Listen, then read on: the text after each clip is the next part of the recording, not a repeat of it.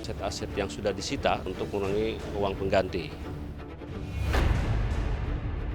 Jelang 88 tas branded Sandra Dewi yang akan dilelang oleh Kejaksaan Negeri atau Kejari.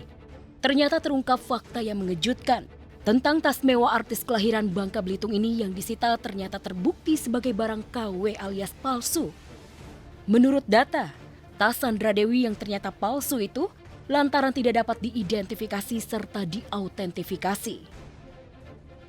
Termasuk aset yang ada di istrinya. Sepanjang itu ada aliran dari yang bersangkutan ya dari HP Miss. Tapi kalau memang itu sifatnya pribadi dan memang tidak ada, ya itu kita tidak menyentuh ke sana. Di antara 6 tas Sandra Dewi yang palsu itu terdiri dari tas mewah model Lindy 20 warna coklat dengan harga asli dibanderol 170 juta rupiah. Ada pula tas mewah klasik double flap bag berwarna merah. Ada pula tas mewah medium bobby bag warna coklat. Channel model klasik dengan harga asli 62,5 juta. Juga tas branded double flap bag medium dengan harga asli 73 juta rupiah. Lalu tas mewah mini stem B 2023 bahan lainnya, warna beton yang ditaksir harga aslinya senilai 150 juta.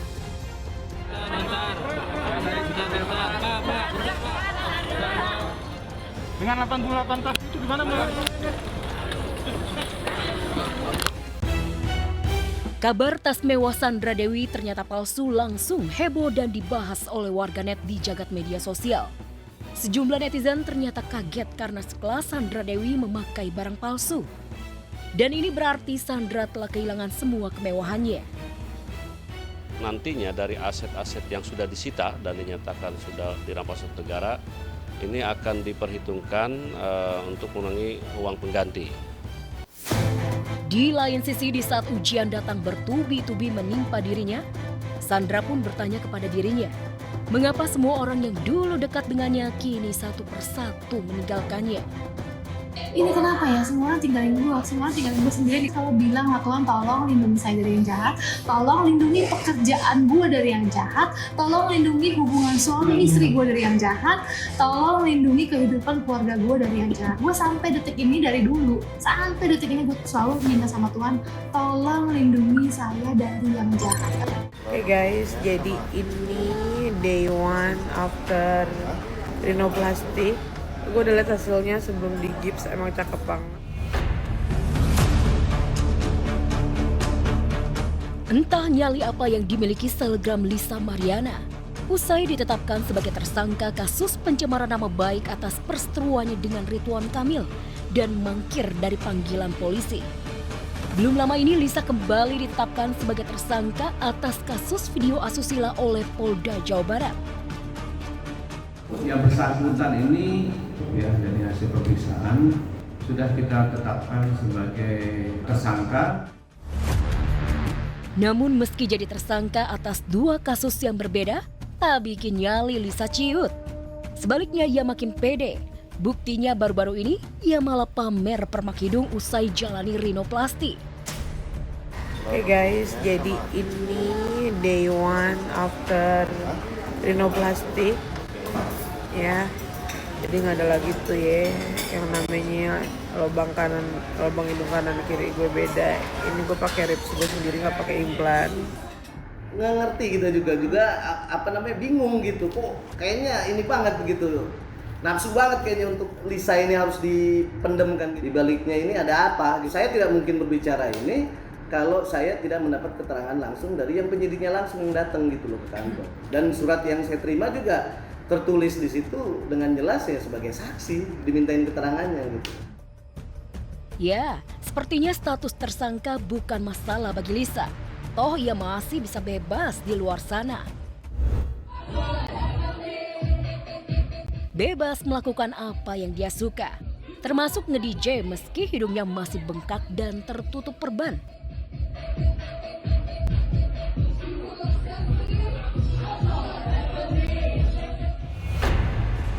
Padahal beberapa waktu lalu Lisa sempat mangkir dari panggilan polisi dengan alasan sakit. Alasan yang bisa jadi dibuat-buat.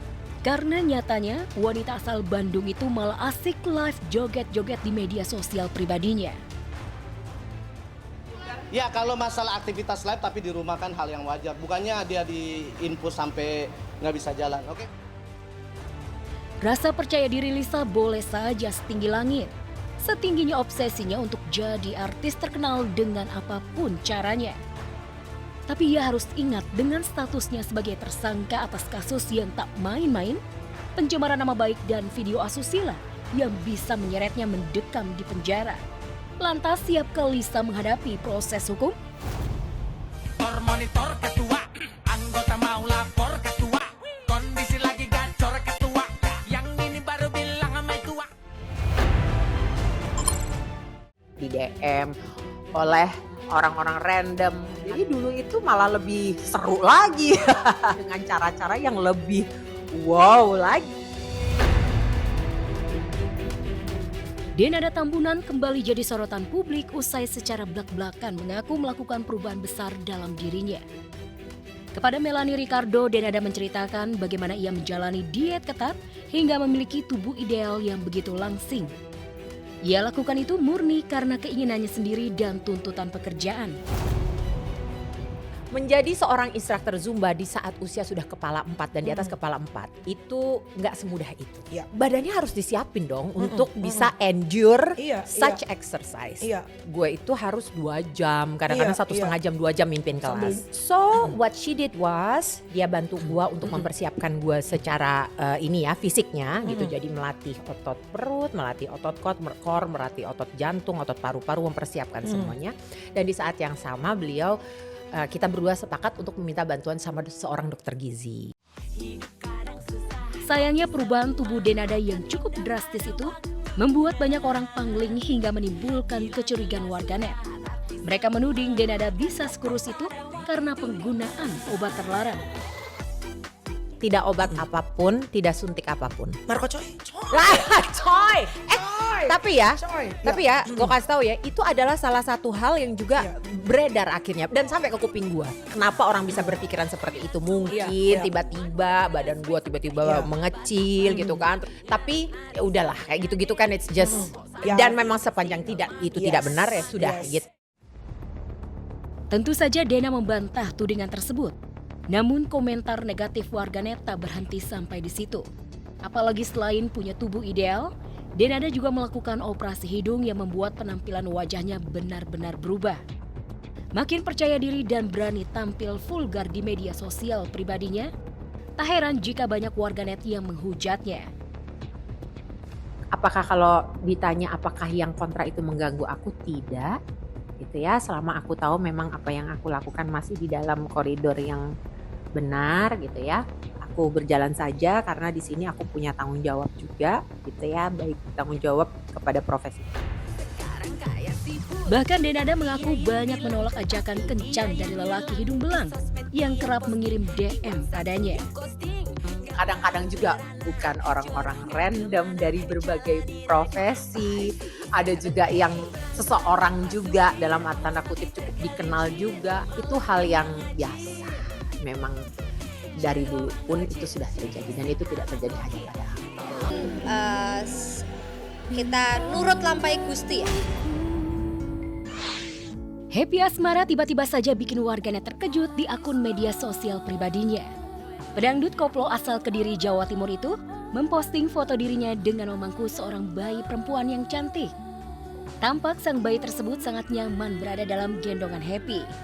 Yang bikin warganet makin penasaran ketika ada netizen yang bertanya, "Anak siapa?" Happy pun menjawab lugas, "Itu adalah anaknya." Bayi itu beruntung sekali digendong Happy Asmara. Sontak Happy pun menjawab, "Anakku ini." Happy banget, aku tuh suka sama anak kecil. Aku tuh bener-bener yang gemes gitu kan. Gitu. Lucu banget soalnya. Iya karena adik aku yang terakhir yang Cio itu dari bayi sampai dia umur 3 tahun itu aku yang ngurus.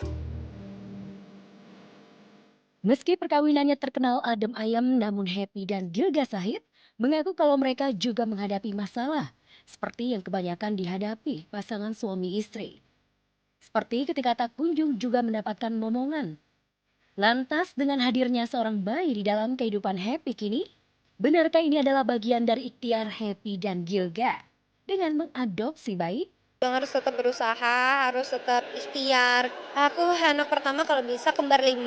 Harus cewek cowok, cewek cowok, cewek gitu. Apalagi Happy dan Gilda sejak dulu memang menyukai anak kecil.